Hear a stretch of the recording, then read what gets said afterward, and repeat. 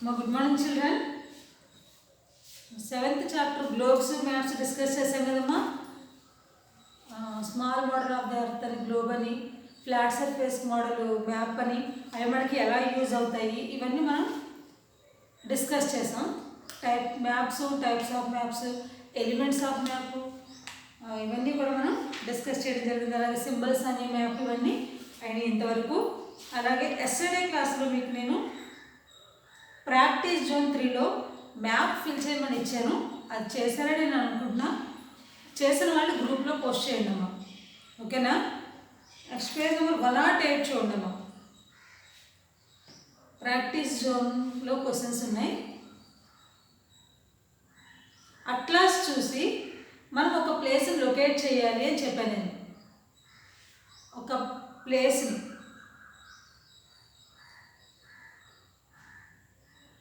South Karnataka which falls on the given location. ఇక్కడ ఇచ్చిన 11.5 degrees north and 77 degrees ఈస్ట్లో మనకి సౌత్ కర్ణాటకలో ఏ ప్లేస్ ఉందో రాయాలంట. సౌత్ కర్ణాటకలో ఈ లాటిట్యూడ్స్ డిగ్రీస్ దగ్గర ఏ ప్లేస్ ఉందో రాయాలంట. నేనైతే చూశాను, నాకు ఏ ప్లేస్ కనిపించిందంటే page number 108.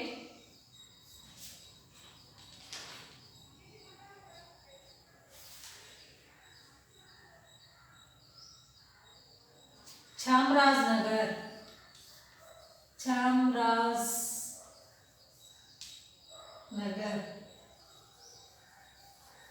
11.5 degrees north and 77 degrees east దగ్గర మనకి మ్యాప్ మీద లొకేట్ చేస్తే ఈ ప్లేస్ సౌత్ కర్ణాటకలో ఈ ప్లేస్ కనిపించింది. And next third question, look for Delhi in the map of India and mark the latitude and longitude at which it lies. మనకి మ్యాప్లో ఏ లాటిట్యూడ్స్ లాంగిట్యూడ్స్ దగ్గర ఢిల్లీ అనే ప్లేస్ మనకి కనిపిస్తుంది అంటే ఇక్కడ మనం డిగ్రీస్ వేయాలి. ఇప్పుడు 28.7 degrees north and 77.1 degrees east. ఈ ప్లేస్ ఈ డిగ్రీస్ మ్యాప్లో ఏ ప్లేస్లో అయితే కనిపిస్తుందో ఆ ప్లేస్ మనకి Delhi. And next, how does the north pointer help us? North pointer మనకి ఎలా హెల్ప్ అవుతుంది? The north pointer tell us about the directions in the map. మనకి నార్త్ పాయింటర్ ఎలా ఉపయోగపడుతుంది? The north pointer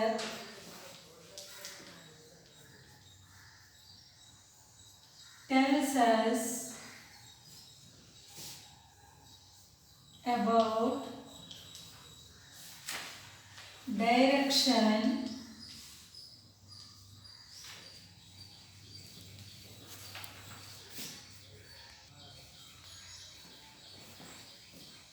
on the map. Actually ప్రాక్టీస్లో మీరే try చేయమని చెప్తున్నాను. ఇది కొంచెం కష్టం, ఈ 2 questions మీకు కొంచెం కష్టం కదా అని చెప్పి నేనే మీకు చెప్తున్నాను. ఇది తెలిసింది, ఓకే అమ్మా? అలానే ప్రాక్టీస్ పేజ్ నెంబర్ 109 చూడము. Practice zone 4.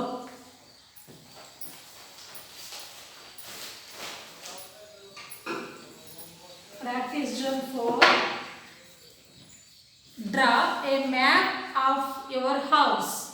మీ హౌస్ని డ్రా చేసుకోండి. మీ దగ్గర ఎఫ్ఎల్ ఉంది, రఫ్ నోట్లోనే ఎక్కడైనా పర్వాలేదు. ఎందుకంటే మీరు ఎఫ్ఎల్లోనే డ్రా చేసుకోండి. మళ్ళీ మనకు స్కూల్ ఓపెన్ చేసిన తర్వాత టీచర్ చూపించాలంటే చూపించాలి కదా. వర్క్ ఏదైనా ఎఫ్ఎల్లో మిడిల్ పేజ్లో చేసుకోండి. మళ్ళీ రఫ్ నోట్లో మీరు అక్కడక్కడ పడేస్తూ ఉంటారు కదా, ఎఫ్ఎల్ జాగ్రత్త పెట్టుకుంటారు కదమ్మా. ఏ వర్క్ ఇచ్చినా ఎఫ్ఎల్లో మిడిల్ పేజ్లో చేయండి. ఫస్ట్ మీరు మీ హౌస్ను డ్రా చేయండి. Create your own symbols and make a key of your own to show the different rooms things in your house. మీ హౌస్ని డ్రా చేసి హౌస్లో మ్యాక్సిమం ఏ రూమ్ ఉంటాయి మనకి? Bedroom, kitchen, hall, bathrooms, courtyard ఇవన్నీ ఉంటాయి కదా. మీకు నచ్చిన విధంగా ఆ హౌస్ని డ్రా చేసి ఆ హౌస్లో ఉన్న థింగ్స్ని మీరు కీ రూపంలో చూపించాలంట. అర్థమైందా నేను చెప్పింది? చూడండి, నేను మీకు క్లూస్ ఇస్తున్నాను. చూడండి, కనిపిస్తుందా చూడండి అమ్మా, కనిపిస్తుందా? నేను ఇలా డ్రా చేశా, ఈ హౌస్ని ఇలా డ్రా చేశా. ఇవి 2 బెడ్రూమ్స్, ఇది హాలు, ఇది గార్డెను, ఇది వాష్రూము, ఇది బయట కోర్ట్యార్డు, ఇది డైనింగ్ హాలు,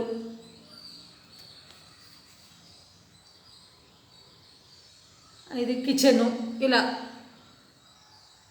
మీరు కూడా ఒక ఐడియాతో మీకు నచ్చిన విధంగా డ్రా చేసుకుని వాటిని ఇక్కడ మన కీ రూపంలో చూపించాలి. చూడండి, ఇక్కడ డార్క్ బ్లాక్గా గీస్తుంది ఏంటి? మనకి ఫస్ట్ డోర్లు, అవి మన రూమ్స్కి డోర్స్. నెక్స్ట్ వన్ ఈ సింబల్ మనకి ఇక్కడ ఇచ్చాం, దాని పక్కన నేమ్ రాసా, డైనింగ్ రూమ్ అని. నెక్స్ట్ షవరు, బాత్రూము, టాయిలెట్,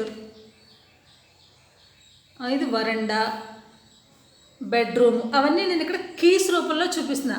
అంటే వీటిని చూసి ఎక్స్ప్లెయిన్ చేయకుండా మనం ఇక్కడ నేమ్ చూడగానే ఇక్కడ ఏంటి అనేది మనకు తెలుస్తుంది. మనకు మ్యాప్లో కూడా అలానే తెలుస్తుంది కదా. అలా ఇలా కీస్ ముందు ఇలా హౌస్ డ్రా చేసుకోండి. చిన్న చిన్న థింగ్స్ యూస్ చేసి కీస్ లాగా ఇక్కడ రాయండి. Garden, living room, kitchen, main gate, ఇది దారి, ఎంట్రన్స్ దారి ఉంది కదా, మెయిన్ గేట్. కనిపిస్తుందమ్మా? నేను మీకు క్లూస్ ఇచ్చాను, మీరు చక్కగా ఈ పేజ్లో డ్రా చేయండి. అలానే ఎఫ్ఎల్లో కూడా డ్రా చేసుకోండి. ముందు రఫ్ పేపర్లో ప్రాక్టీస్ చేసి చక్కగా ఈ బుక్లో నీట్గా వేయండి, కలర్స్ కూడా వేయండి. ఓకేనా? మీరు ఇక్కడ వేసిన తర్వాత ఎఫ్ఎల్లో కూడా డ్రా చేసుకోండి. ఓకే? అలానే మనం లెసన్ చెప్పుకునేటప్పుడు గ్లోబు మీద అడ్డంగా కొన్ని లైన్స్, నిలువుగా కొన్ని లైన్స్ ఉంటాయని చెప్పుకున్నాం కదమ్మా. అలాగే వాటిల్లో కొన్ని ఇంపార్టెంట్ లైన్స్ అనేవి ఉన్నాయి. మనం వాటి గురించి డిస్కస్ చేయలేదు లెసన్ చెప్పుకునేటప్పుడు.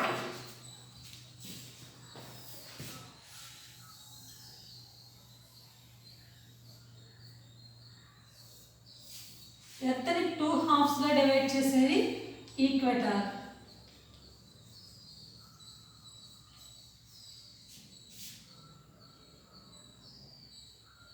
అలాగే నార్త్ పోల్ నుంచి సౌత్ పోల్ నుంచి కూడా డివైడ్ చేస్తుంది మన ఎర్త్ని 0 డిగ్రీ లాంగిట్యూడ్. ఇది ప్రైమ్ మెరిడియన్.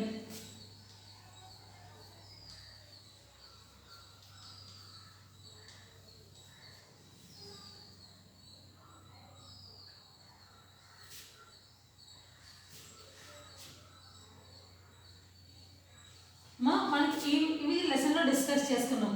అలానే ఈ ఈక్వేటార్కి సమాంతరంగా కొన్ని లైన్స్ మనకి ఎర్త్ మీద ఉంటాయి అని చెప్పుకున్నాం లెసన్ చెప్పుకునేటప్పుడు. ఈక్వేటార్కి ఈక్వల్గా అంటే సమాంతరంగా వీటిని సమాంతర రేఖలు అని పిలుస్తారు, హారిజాంటల్ లైన్స్ అని పిలుస్తారు. వీటిని ఏమంటారు? లాటిట్యూడ్స్. సమాంతర రేఖ. అలానే నార్త్ పోల్ నుంచి సౌత్ పోల్కి కూడా కొన్ని లైన్స్ డ్రా చేయడం జరుగుతుంది. North pole to south pole. అవి ఇవన్నీ కూడా ఇమాజినరీ లైన్స్. అంటే మనం గ్లోబ్ మీద మ్యాప్ మీద ఊహించుకుని గీసిన రేఖలు మాత్రమే. మనకి ఎర్త్ మీద ఎక్కడ కూడా ఈ లైన్స్ కనిపించవు. మన ఎర్త్ గురించి క్షుణ్ణంగా తెలుసుకోవడానికి గ్లోబ్, అట్లాస్ మీద ఉన్నవి వీటి ద్వారా మనకు తెలుస్తాయి. ఇవి నార్త్ పోల్ నుంచి సౌత్ పోల్ వరకు ఇలా కన్వర్జ్ అవుతాయంట. కాబట్టి ఇవి సమాంతరంగా ఉండవు. సమాంతరంగా అంటే స్ట్రైట్గా ఉండాలి. ఇవి ఇక్కడ స్టార్ట్ అయ్యి చివరికి వచ్చేటప్పుడు సన్నగా వచ్చేస్తున్నాయి కాబట్టి ఇవి సమాంతర రేఖలు కాదు. లాటిట్యూడ్స్ సమాంతర రేఖాంశాలు కాదు. వీటిని ఈ నిలువుగా ఉన్న లైన్స్ ఏమంటారంటే లాంగిట్యూడ్స్. లాంగిట్యూడ్స్ మనకి ఇందాక లెసన్లో వచ్చినాయి కదా. 11.5 degrees నార్త్, 77 degrees ఈస్ట్.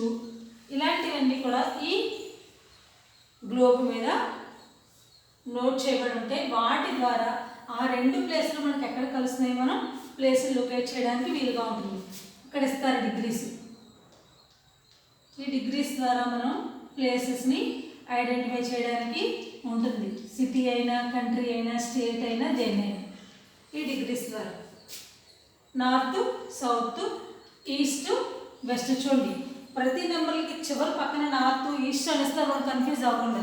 అంటే ఈస్ట్ అనగానే మనం ఎప్పుడు ఇటు చూస్తాం, వెస్ట్ అనగానే ఇటు చూస్తాం, నార్త్ అనగానే పైన చూస్తాం, సౌత్ అనగానే డౌన్లో చూస్తాం. వీటికి ఈ డిగ్రీస్ అనేవి మనకు ఉపయోగపడుతూ ఉంటాయి, ఈ పైన పక్కన ఉన్న ఈ నెంబర్స్. అలానే మనకి ఇంకొన్ని ఇంపార్టెంట్ లాటిట్యూడ్స్ ఈ గ్లోబ్ మీద ఉండడం జరిగిందంట. అవి ఏంటి అంటే ఈక్వేటార్కి పైన కొన్ని డిగ్రీస్ని ఐడెంటిఫై చేశారు. 23.5 degrees నార్త్, 23.5 degrees సౌత్. అలానే 66.5 degrees నార్త్, 66.5 degrees సౌత్. మనకి పోల్స్ దగ్గర ఎప్పుడు కూడా 90 degrees చూపిస్తుంది. పోల్స్ దగ్గర మనం చూపించేది 90 degrees. ఇవి important latitudes on the globe. 23.5 degrees north అంటే దీన్ని ఏమని పిలుస్తారంటే tropic of cancer. Tropic of cancer. 23.5 degrees south అంటే tropic of Capricorn.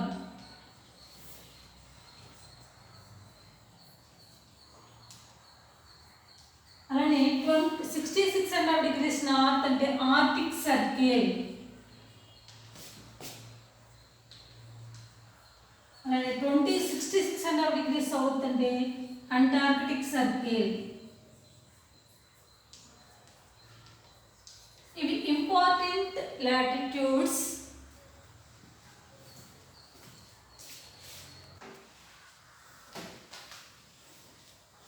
important latitudes on the globe. 0 degree equator, 23.5 degrees north, tropic of cancer. దీన్ని తెలుగులో ఏమని పిలుస్తారంటే కర్కట రేఖ. మనకి యాక్చువల్గా తెలుగులో అవసరం లేదు, మీకు ఒక ఐడియా ఉంటుందని నేను చెప్తున్నాను. కర్కట రేఖ.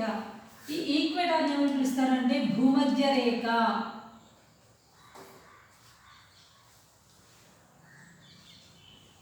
భూమధ్య రేఖ.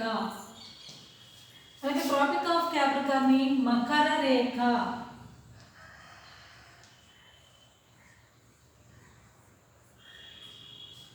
అలాగే ఆర్టిక్ సర్కిల్, అంటార్క్టిక్ సర్కిల్. అంటే దాన్ని ఏమని పిలుస్తారంటే ఆర్టిక్ వలయము, అంటార్క్టిక్ వలయము అని తెలుగులో పిలుస్తారు. ఆర్కిటిక్ వలయము,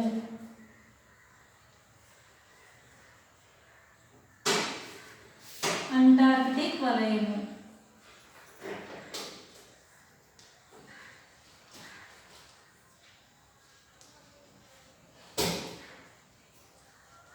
ఇవి మీకు తెలుస్తాయని రాయడం జరిగింది. ఇవి important latitudes on the globe. మీకు పేజ్ నెంబర్ 100, పేజ్ నెంబర్ 100లో ఈ పిక్చర్లో మీకు ఉన్నాయి చూడండి అమ్మ. Important latitudes on the globe అని చెప్పి ఇక్కడ మీకు ఇవ్వడం జరిగింది. ఇవన్నీ కూడా అవి చూసి మీరు ఎఫ్ఎన్లో డ్రా చేయండి. ఆ పిక్చర్ నేను ఆల్రెడీ డ్రా చేయమని చెప్పాను, మీరు చేసే ఉంటారు అనుకున్నాను. ఒకవేళ ఎవరైనా చేయకపోతే అది చేయండి, ఇది కూడా నోట్ చేసుకోండి. ఈ డిగ్రీస్ ఆధారంగా మనం ప్లేస్ లొకేట్ చేయడానికి వీలుగా ఉంటుంది. ఓకేనా? ఒకసారి న్యూ వర్డ్స్ చదవమని చెప్పాను, ఆల్రెడీ చదివే ఉంటారు.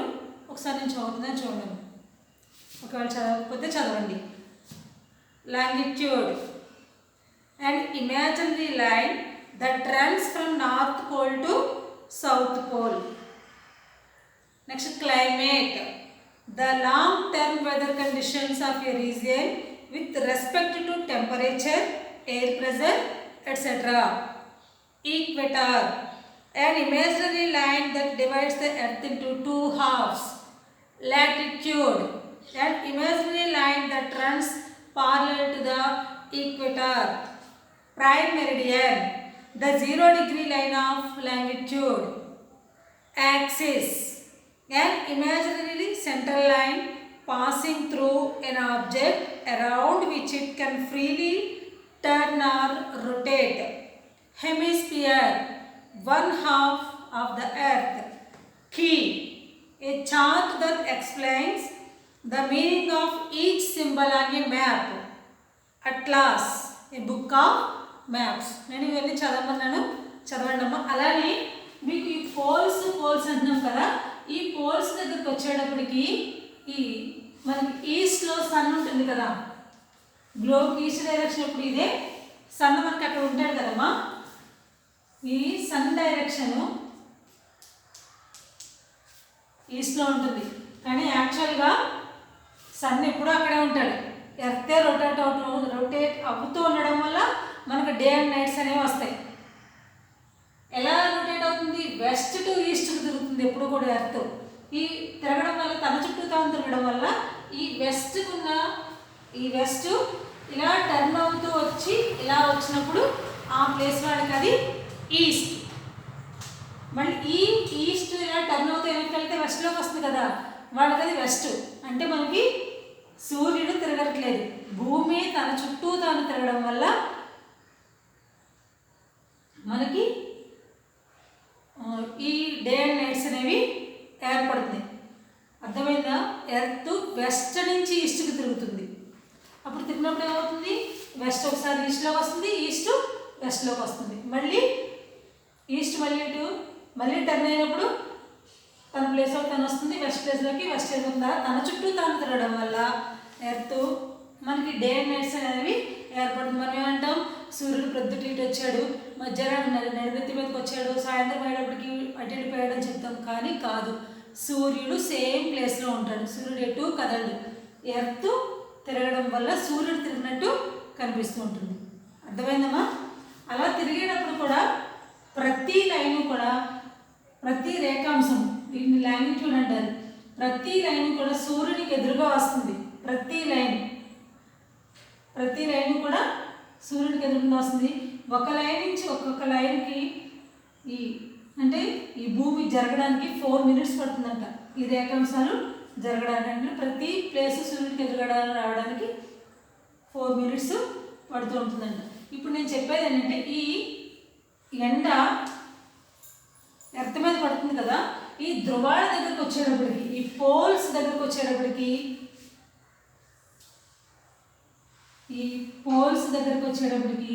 ఈ సూర్యుని ఎండ ఇలా స్లాంటింగ్గా పడుతుందంట. ఇలా స్లాంట్గా పడేటప్పటికి ఆ సూర్యుని ఎండలో వేడి అనేది ఉండదు. అందుకని ఈ పోల్స్ దగ్గర ఎప్పుడు కూడా మంచుతో కప్పబడి ఉంటాయండి. ఈ ప్లేసెస్ ఎప్పుడు కూడా మంచిగా ఉంటుందంట. మ్యాక్సిమం 10 months ఉంటుందంట.